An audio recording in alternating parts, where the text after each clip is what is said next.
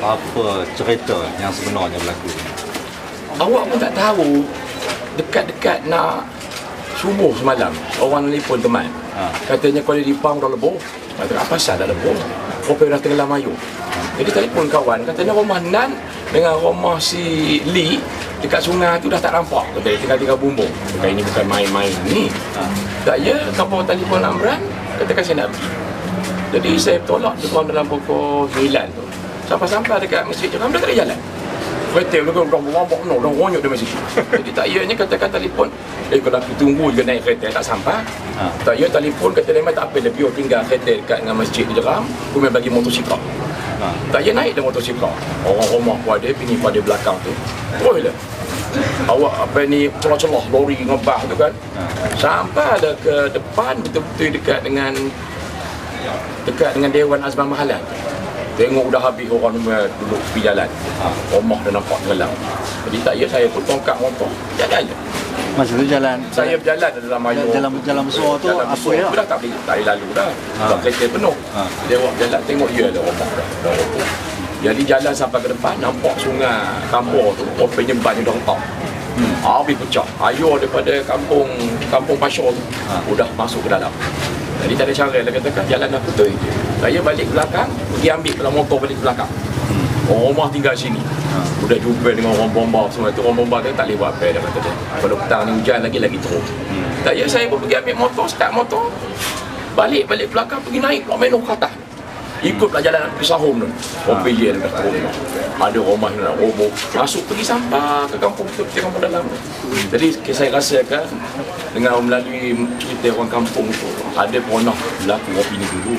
Tapi kata dia tak ada seteruk ini. Dia ini yang paling teruk sekali. Dalam hati dia timbul pula rasa katakan takkan dah apa opini sekali. Jadi untuk itu dalam syarat Pakatan Rakyat tadi Man bawa perkara ini ke tengah. Bila bawa perkara ini ke tengah, maka bincang kita bersetuju nak buat task force Pakatan Rakyat. Task force itu di peringkat negeri dipimpin oleh YB Zainuddin, YB Charlekan dan juga YB Sibanesen. Dia ini merupakan mercu ataupun induk, dan dia akan minta daripada pimpinan di sini, Jafar Chai dan parti keadilan, kita tengok apa sebab jadi orang. Jadi kalau boleh pergi selidik, tengok apa sebab ni, punca dia. Nak kata hujan je, mungkinlah hujan, tapi takut ada faktor-faktor lain. Ada balak ke? Nebang balak ke atas tu? Awak nak ngambung kan tak nampak dah sopis-sopis balak situ. Tapi kalau tengokkan hanya dulu tahun 80 lebih, ponah balak tak lalu datang daripada gunung tu. solat. Dan melalui kampung Muslim, habis orang asli seperti terombak masuk dalam sungai, yang terkorban pun ramai. Jadi bila teringat kes itu dengan kes ini pun ada perkara yang sama.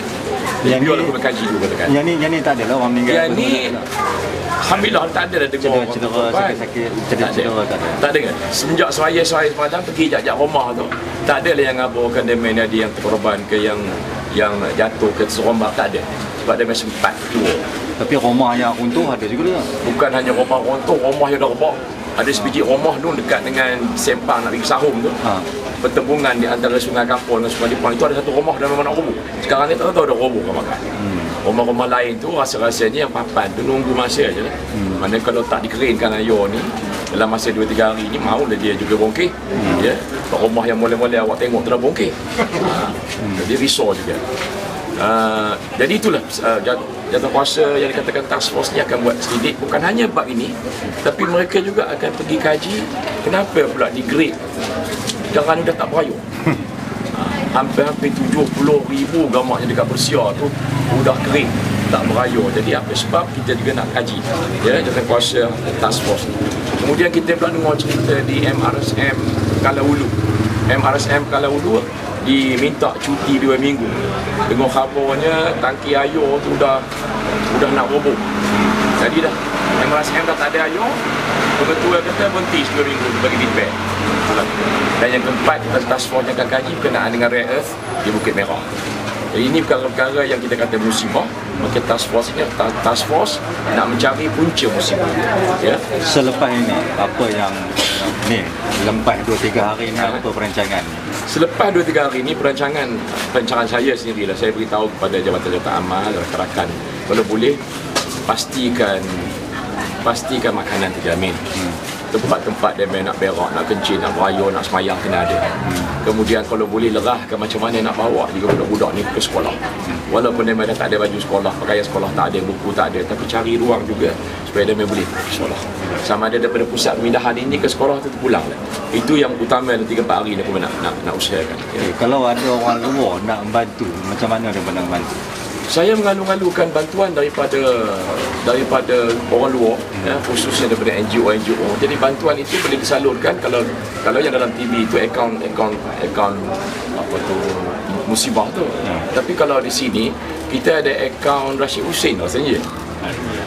Akaun Rashid Hussein, dalam akaun Rashid Hussein nombor saya lupa. Tapi ada satu tempat yang boleh dia salurkan bantuan. Tapi kalau sekiranya dia nak bagi barang-barang, maka boleh terus bagi kepada pusat. Kita ada pusat khidmat kita dekat sini je. Mana dekat dengan sekolah, dekat Bucu tu ada pejabat PAS. Boleh hantar di situ, ataupun pusat gerak kita Jabatan Amal dekat Surau, dekat LAP dan di Sahur tu ada LAP, bawah tu ada surau, di situ tempat operasi. Dia boleh hantar beras, ke sayur, nasi, minyak di situ. InsyaAllah. Okey. Terima kasih banyak.